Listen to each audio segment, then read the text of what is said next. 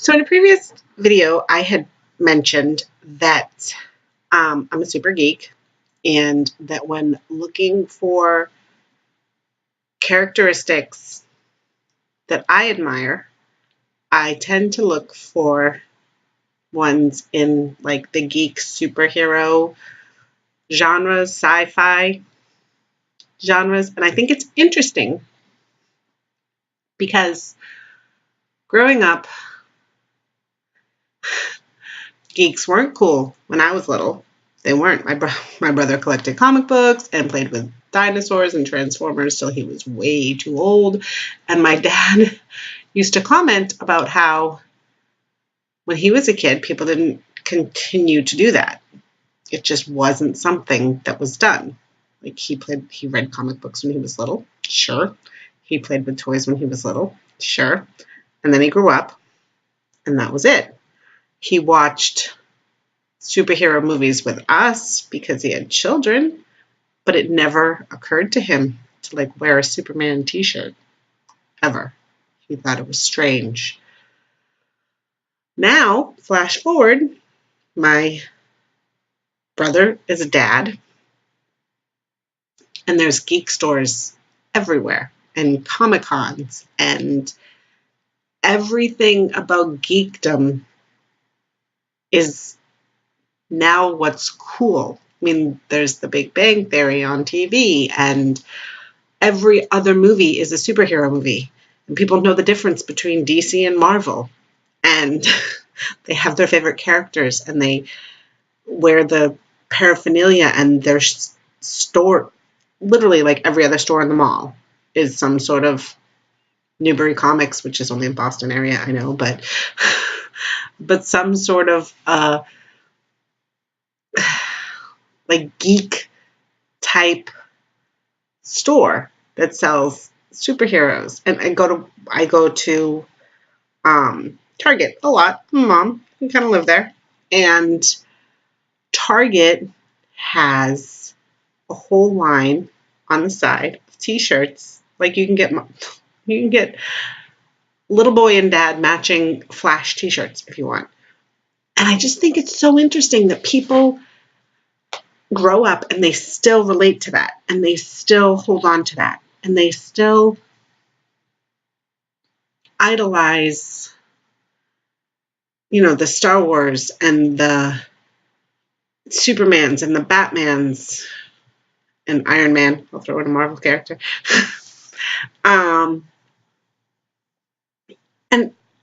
And people seem to know the right from wrong, the good from the bad. Nobody is, except my kid who likes bad guys, but that's a different story. Nobody's cheering for Lex Luthor to beat Superman. No one's cheering for Darth Vader to kill the Jedis. They're just not. Like, even I think that's one of the things that people had issue with. One of the things that people had issue with in the prequels to Star Wars was the developing characters. It was the developing character of Darth Vader, but he was the hero, and it got very confusing to watch the hero as like the little boy who won, and then watch his progression and kind of be able to relate to it.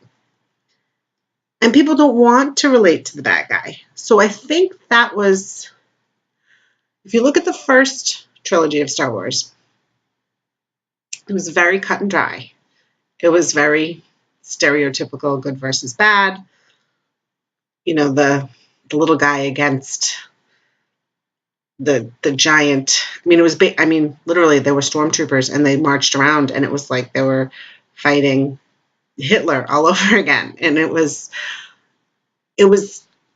easy, and it was recognizable, and you knew the good guys and you knew the bad guys, and that was good. Then you watch the prequel, and you can see how Anakin starts to doubt government and starts to doubt, you know, the way things are, and how that starts to fear losing his family, and why should he lose this just to stay in this regime, and why should he not be able to have his relationship for his religion, the Jedi, and all these things that people question every day. And you start to say, well, which is the good guys and which is the bad guys?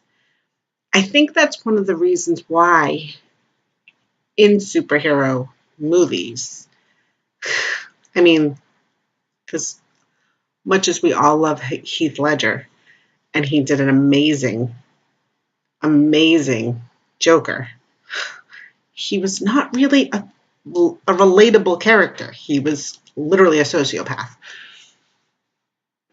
And you knew, same thing with the Bane character. The Bane character was really horrible in the beginning. Towards the end, it started to change up a little bit. You started to see the history where he saved the little girl and all that kind of stuff. But in the beginning, he was really crazy.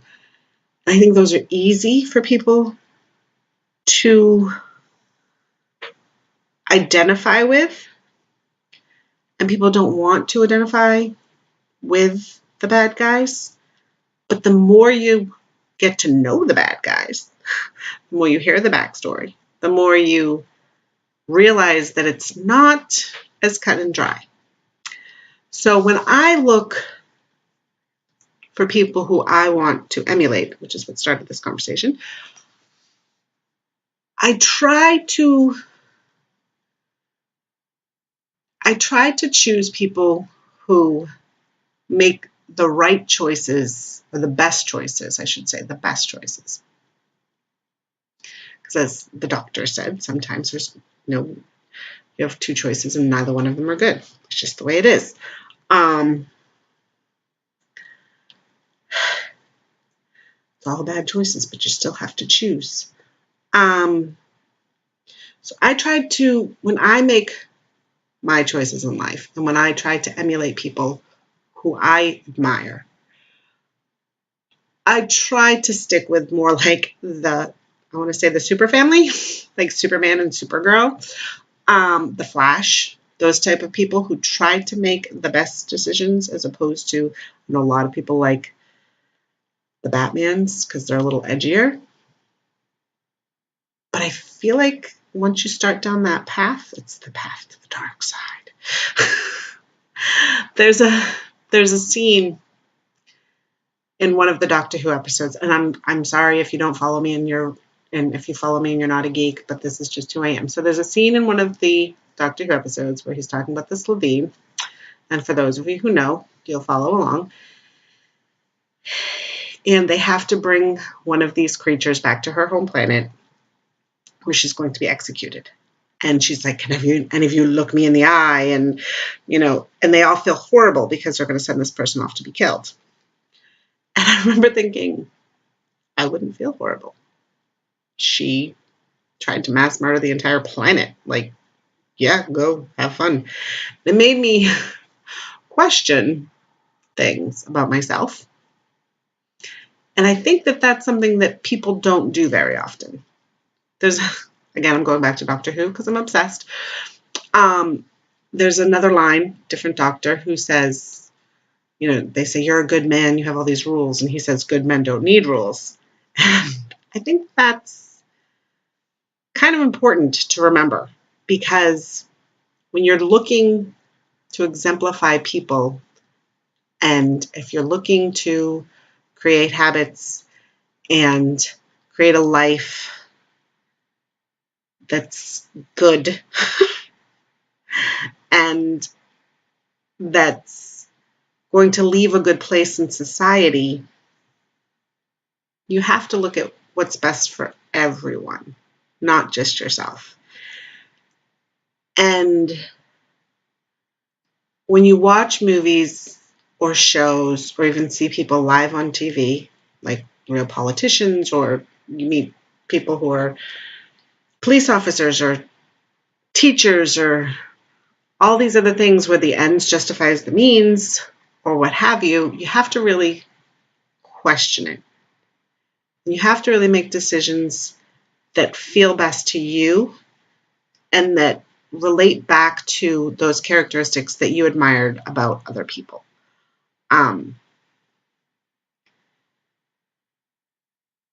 There's a lot going on in the world today, and every side is right. It is. I mean, every side has something that, you know, why should I give up my this? Why should I not have this? Why should we be involved in these people? Why should we not help these people? I mean, everybody has a side. And it's the same thing with your own life. I mean, you're going to be put in a situation where where you could help others or where you need help.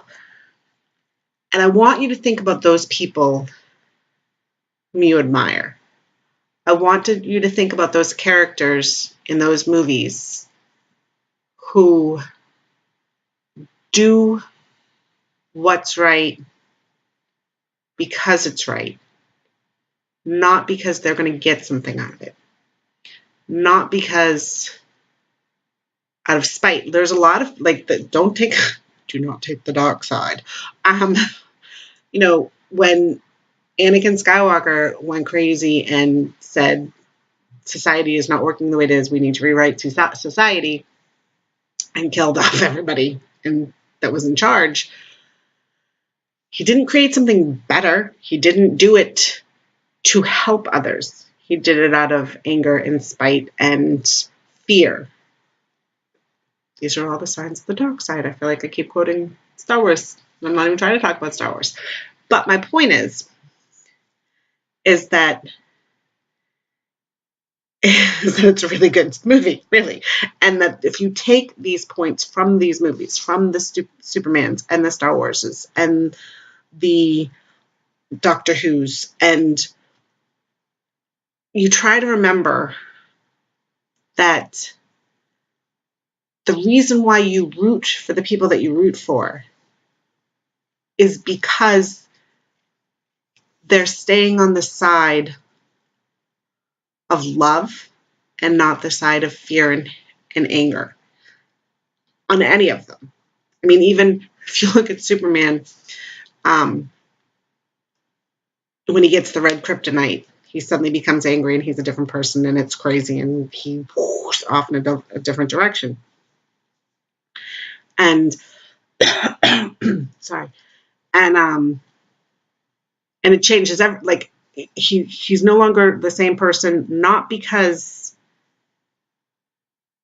his actions, not because he's changed his mind, just because he's focusing on something different. He's focusing on the anger. He's focusing on the fear.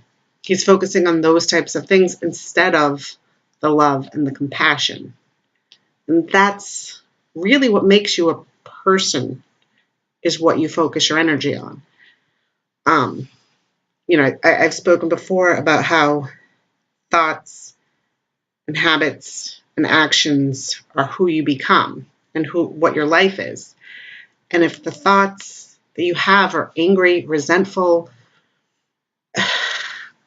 you want to get revenge on people, this is why you're doing things, is you want to get revenge, then the things that you do are not going to be helpful to you or anyone. If you concentrate on the loving side of things and the compassionate side of things, and you don't treat everybody as your enemy, and you don't treat yourself as an enemy or as a bargaining chip or something like that, if you really focus on the characteristics that you find the most admirable and you live to those characteristics, that's how you make a better life for yourself, and that's how you do better for society. And if you like what I have to say, please like and follow. Thank you.